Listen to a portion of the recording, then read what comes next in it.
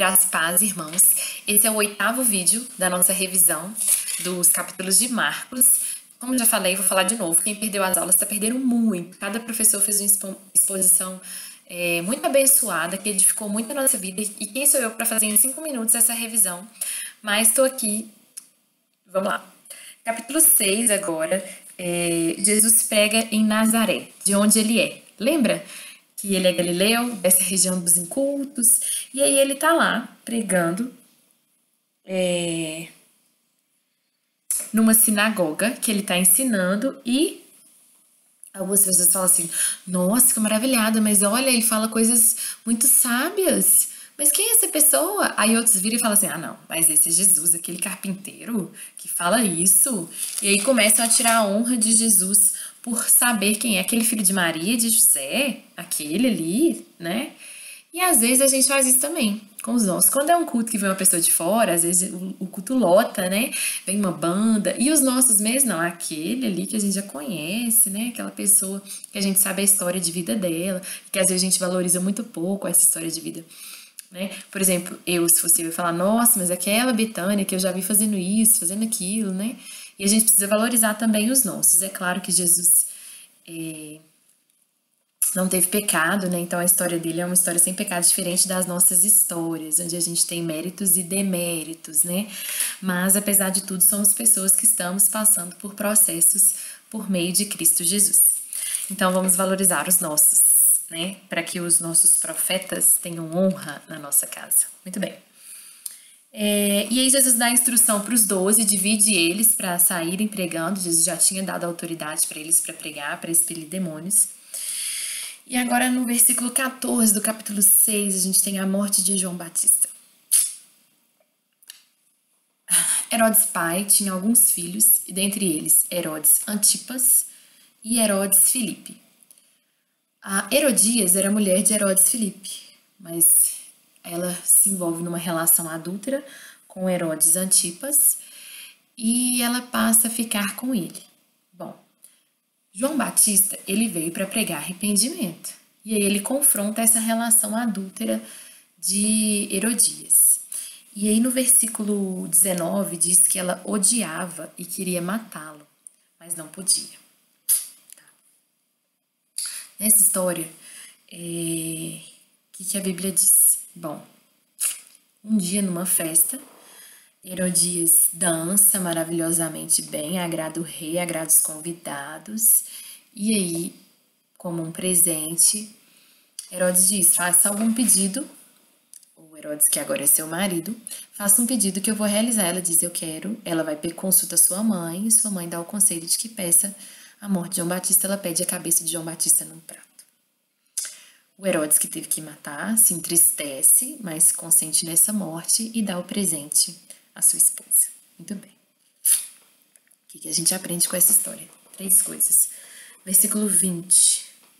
Primeiro, diz que Herodes temia João porque sabia que ele era justo e santo. Irmãos, que as pessoas possam ver em nós pessoas justas e santas, apesar das falhas, mas que nós tenhamos esse compromisso de cada dia sermos mais parecidos com Jesus. Que as nossas atitudes sejam éticas, que a gente consiga ser reconhecido como uma pessoa justa e santa, a ponto de quando alguém for falar da gente, a pessoa tenha medo de dizer, pelas nossas atitudes e pela seriedade que nós levamos à nossa vida. Não uma vida carrancuda, né? Não é isso, seriedade de compromisso com Deus. Muito bem. Então, primeiro ponto, seja santo e justo e reconhecido por isso. Segundo ponto, um abismo leva a outro abismo. Ao ser confrontado o pecado de Herodias, ela então quer a morte de João Batista e odeia ele. Que o nosso pecado seja um ponto de parada, de arrependimento e de mudança de atitude, 180 graus. Tá aqui, vou para cá. Tava indo para essa direção, agora eu vou para cá. Mudei. E não um ponto da gente bolar mais mal a partir desse mal e mais mal a partir desse mal. Terceiro ponto, Herodes fica triste.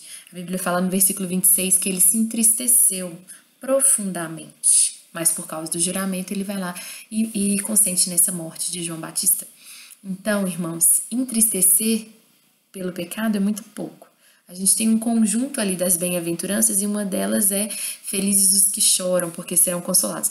Mas só chorar é muito pouco. Além de, às vezes a gente vai num culto, isso nos comove, a gente chora, move nosso coração, mas chorar é muito pouco. A gente precisa chorar, mas precisa ser manso, entregar nossa vida na mão de Jesus, precisa mudar de atitude, precisa de todo aquele conjunto de transformação, tá bom? Então, só pra vocês saberem que Herodes ficou muito triste de ter que matar João Batista, mas ele fez. Então, ficar triste pelo pecado não é suficiente, tá? A gente precisa muito mais do que isso, a gente precisa de mudança de atitude, tá? Então, assim, ficar triste é o primeiro ponto para permitir a atuação do Espírito Santo e pra gente ser transformado.